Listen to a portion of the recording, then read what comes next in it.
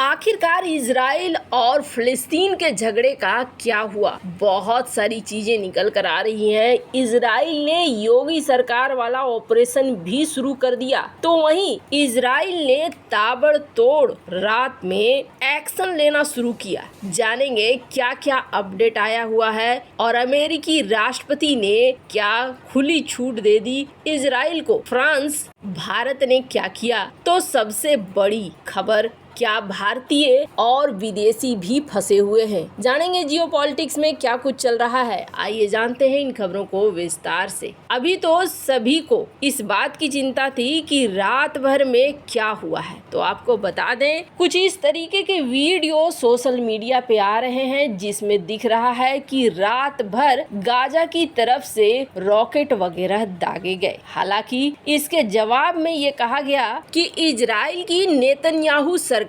ने अपनी नीतियां बदली और सबसे पहले गाजा पट्टी को लेकर जो सप्लाई था उस सप्लाई को बंद कर दिया गया। बिजली का सप्लाई, पानी का सप्लाई ये बंद कर दिया गया। स्क्रीन पर आप एक वीडियो देख रहे हैं। इस वीडियो में पूर्व प्रधानमंत्री नफ्ताली बेनेट हैं जिन्होंने आर्मी को वापस से ज्वाइन किया। आपको बता दें पहले भी इन्होंने कमांड किया था, बाद में नेतन्याहू सरकार के साथ ये राजनीति में आ गए और इजराइल में सभी को आर्मी शिक्षा अनिवार्य है।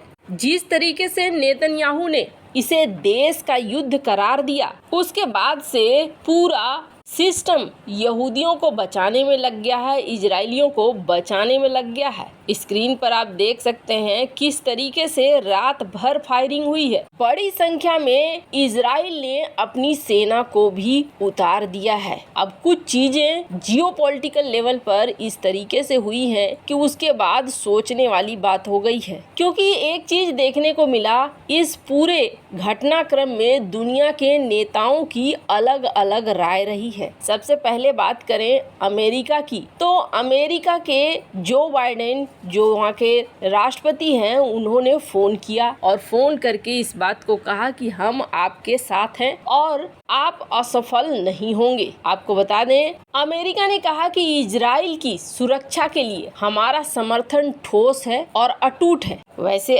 अलग अलग देशों का एकदम से अलग अलग राय रहा है। आपको बता दें सारे देशों में जहां पर भारत ने तो साफ कह दिया कि ये एक आतंकवादी हमला है और इसने गहरा सदमा दिया है, अमेरिका भी साफ साफ इजराइल के साथ खड़ा हो गया। तो इसके अलावा अमेरिकी विदेश मंत्री एंथनी ब्लिंकन ने भी हमास के हमले की निंदा की। ब्रिटेन के प्रधानमंत्री ऋषि सुनक ने भी हमास आतंकवादियों के हमलों की निंदा और कहा कि इजराइल को अपनी रक्षा करने का पूरा अधिकार है। पीएम सुनक ने कहा कि मैं हमास के हमले से हैरान हूँ, इजराइल को अपनी सुरक्षा का पूरा अधिकार है। तो वहीं फ्रांस के राष्ट्रपति इमैनुअल मैक्रोन ने इजराइल के साथ एकजुटता व्यक्त की और हमास के हमलों की निंदा की। आपको बता दें तुर्की ने इस मामले में बीच का रास्ता अपनाया। इजराइल और फिलिस्तीन किसी के तरफ से बयान नहीं दिया, दोनों को कहा कि दोनों शांति बरतें और ऐसा ही इजिप्ट ने भी किया। यूरोपीय यूनियन की चीफ उर्सुला ने कहा कि इजराइल को जवाबी कार्रवाई का पूरा हक है। तो वहीं जर्मनी के विदेश मंत्री एनालेना बेयरबोक ने हमास के हमले की निंदा की और इजराइल के आत्मरक्षा के अधिकार के समर्थन को दोहराया। लेकिन इन सब में सबसे अलग ईरान और कतर का रहा। दोनों ने कहीं न कहीं समर्थन किया है फिलिस्तीन द्वारा किए गए कामों का। तो वहीं आपको बता दें स्क्रीन पर आप देख सकते हैं जेलेंस्की, इन्होंने भी इजराइल का समर्थन किया और जेलेंस्की ने खुलकर समर्थन किया।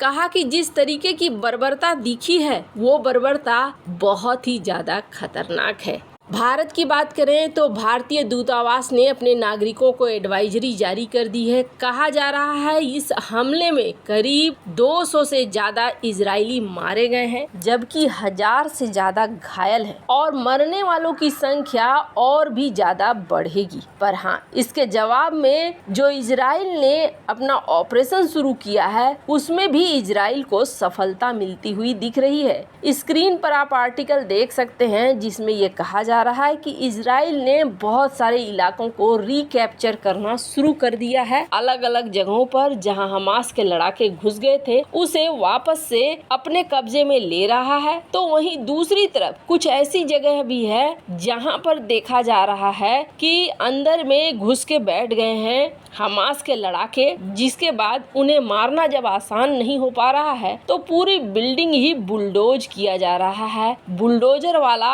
हाल यहाँ पर देखने को मिल रहा है। बुलडोजर से पुलिस स्टेशन की दीवारों को तोड़ा जा रहा है क्योंकि अंदर काफी संख्या में हमास के आतंकवादी मौजूद है। आपको बता दें, इजराइल बॉर्डर पुलिस के कमांडर अमीर कोहेन ने इजरायली सुरक्षा बलों की प्रशंसा की है, जिन्होंने 1 घंटे के ऑपरेशन के बाद शनिवार तड़के हमास के आतंकवादियों के कब्जे से सेड्रोट पुलिस स्टेशन पर नियंत्रण वापस ले लिया है। अमीर कोहेन ने कहा है कि इस ऑपरेशन में हमास के 10 आतंकी मारे गए हैं। खैर, जिस फॉर्म में इस वक्त इजराइल आ गया है वो फॉर्म तो यही बता रहा है कि इजराइल इसका बहुत ही जोरदार बदला लेने वाला है। और आपको बता दें, जिस तरीके की ऑपरेशन इजराइल चला रहा है उसके हिसाब से ये लग रहा है कि अब यहाँ पर गाजा पट्टी से हमेशा के लिए समाप्ति हो जाएगी, हमास की या फिर फलस्तीन की। पर इन सब के बीच में ये कहा जा रहा है कि दर्जनों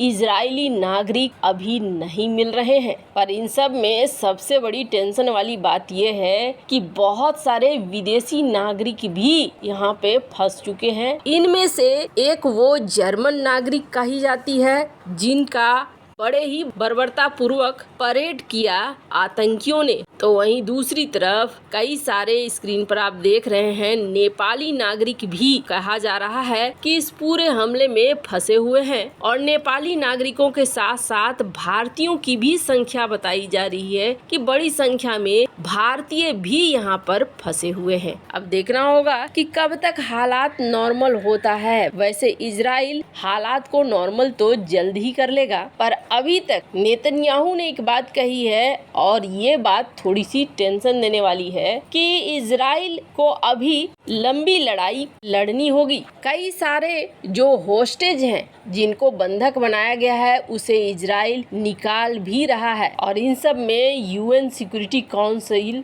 यानी कि यूएनएससी इमरजेंसी बैठक बुला रही है। स्क्रीन पर इस ट्वीट को देख सकते हैं, ये नेतन्याहू की ट्वीट है जिसमें ये कहते हैं कि इस बार कठिन है लेकिन हम इस युद्ध को जीत कर रहेंगे। खैर, उम्मीद है कि जल्द ही ये सारा कुछ ठीक हो जाए और वापस से यहाँ पर शांति आ जाए। वैसे इन सब मामले में आपकी क्या राय है, कमेंट कर जरूर बताएं। जल्द मिलते हैं अगले वीडियो में नई खबर के साथ।